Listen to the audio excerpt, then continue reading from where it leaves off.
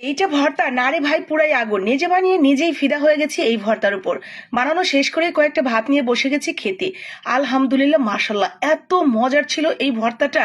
আমার পেজের সকল আপু ভাইয়েরা যারা ভর্তা খেতে পছন্দ করেন, একবার হলো বানিয়ে দেখবেন। প্রথমেই কুমড়ো বড়ি নিয়ে নেবেন।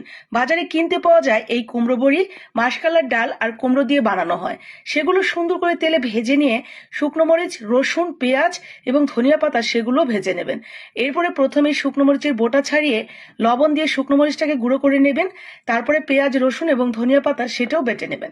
খুব সুন্দর করে একটু নরম নরম করে বাটা হয়ে গেলে এর সাথে যখন কুমড়ো বড়িটা বাটবেন, তখন সবকিছু মিশে নরম নরম হয়ে যাবে।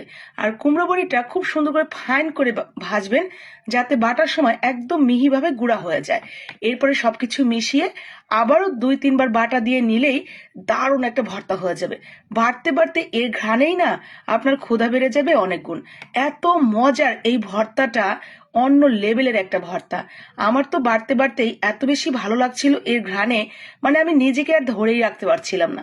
কোনো রকমে বাটা শেষ করে অল্প একটু ভাত নিয়ে বসে গেছি খেতে। আলহামদুলিল্লাহ, মাশাল্লাহ, এই ভর্তার টেস্ট নিয়ে আমি আর কোনো কথাই বলছি না। আপনারা বানিয়ে একবার দেখতে পারেন, আশা করি বেশ ভালো লাগবে।